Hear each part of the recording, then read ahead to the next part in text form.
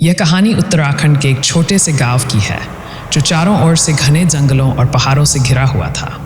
गांव के बाहरी हिस्से में एक पुरानी खंडहरनुमा हवेली थी जिसे लोग भूल भुलैया के नाम से जानते थे। कहते हैं कि इस हवेली में रात के समय एक यक्षिणी का वास होता था जो भटकने वालों को कभी बाहर नहीं आने देती थी।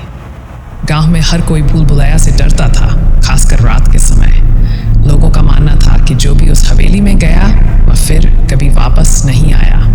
गांव के बुजुर्गों के अनुसार यह यक्षिणी पहले एक सुंदर लड़की थी जिसका नाम चंद्रिका था। चंद्रिका की सुंदरता की चर्चा दूर दूर तक थी, लेकिन उसकी जिंदगी में दुख और त्रासदी ने ऐसी जगह बना ली कि उसकी आत्मा इस हवेली में कैद होकर रह गई। रात का समय था, गांव में सन्नाटा पसरा हुआ था। अर्जुन, जो गांव का सबसे साहसी युवक था, ने ठान लिया कि वह उस हवेली के रहस्य को उजागर करेगा। उसने सुना था कि यक्षिणी की आत्मा को मुक्ति दिलाने का एक तरीका है, लेकिन उसके लिए हवेली में जाकर यक्षिणी का सामना करना पड़ेगा। अर्जुन ने अपनी मशाल जलाई और अकेले ही हवेली की ओर चल पड़ा। हवेली के पास पहुंचते ही उसे एक अजीब सी ठंडक महसूस हुई। हवेली के अंदर खूब अंधेरा था और दीवारों पर लगी पुरानी तस्वीरें जैसे उसे घूर रही थीं। अर्जुन ने हिम्मत जुटाई और हवेली के अंदर कदम रखा। हवेली के दरवाजे अपने आप बंद हो गए और एक भयानक सन्नाटा चारों ओर फैल गया।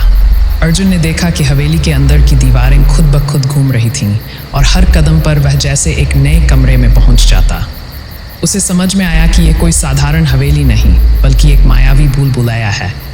तभी अचानक उसे एक हल्की सी हंसी सुनाई दी जो धीरे धीरे तेज होती गई। उसने देखा कि एक सफ़ेद साड़ी में लिपटी एक सुंदर महिला उसके सामने प्रकट हो रही है। उसकी आंखें चमक रही थीं और उसके होंठों पर एक शैतानी मुस्कान थी। अर्जुन समझ गया कि ये वही यक्षिणी है। यक्षिणी ने अर्जुन से कहा, तुम यहाँ क्यों आए हो? क्या तुम नहीं जानते कि जो भी यहाँ आता है वह वापस नहीं जाता? अर्जुन ने साहसपूर्वक जवाब दिया, मैं तुम्हें मुक्ति दिलाने आया हूँ। मैं तुम्हारी आत्मा को इस श्राप से मुक्त करना चाहता हूँ। यक्षिणी की मुस्कान और भी गहरी हो गई। उसने कहा, तुमने जो ठान लिया है वह आसान नहीं है। ये भूल भुलैया तुम्हारे साहस की परीक्षा लेगी। अगर तुम हार गए तो तुम्हारी आत्मा भी इस हवेली में कैद हो जाएगी। अर्जुन ने हिम्मत नहीं हारी और यक्षिणी की चुनौती को स्वीकार किया। उसने अपनी मशाल को और ऊंचा किया और आगे बढ़ने लगा। हर कदम पर उसे नए नए भ्रमों का सामना करना पड़ा, लेकिन उसकी दृढ़ता ने उसे आगे बढ़ने की शक्ति दी।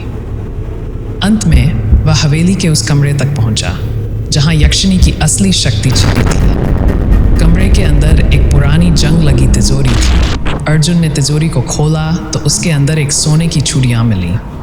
यक्षिणी ने कहा, ये वही चूड़ियां हैं जिन्हें पहनकर मैंने अपनी अंतिम सांस ली थी। इन्हें लौटाने से ही मेरी आत्मा को मुक्ति मिलेगी। अर्जुन ने चूड़ियों को उठाया और यक्षिणी की ओर बढ़ा दिया। यक्षिणी की आंखों में आंसू आ गए और उसकी आत्मा हवेली के अंदर से गायब हो गई। हवेली की दीवारें फिर से स्थिर हो गईं और दरवाजे अपने आप खुल गए। अर्जुन ने महसूस किया कि हवेली के अंदर का सारा भय समाप्त हो चुका है।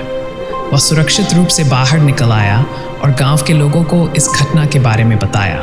गांव के लोग अर्जुन के साहस की प्रशंसा करते हुए हवेली की ओर देखने लगे, जो अब डरावनी नहीं लग रही थी। यक्षिणी की आत्मा को मुक्ति मिल चुकी थी और गांव में फिर से शांति लौट आई थी।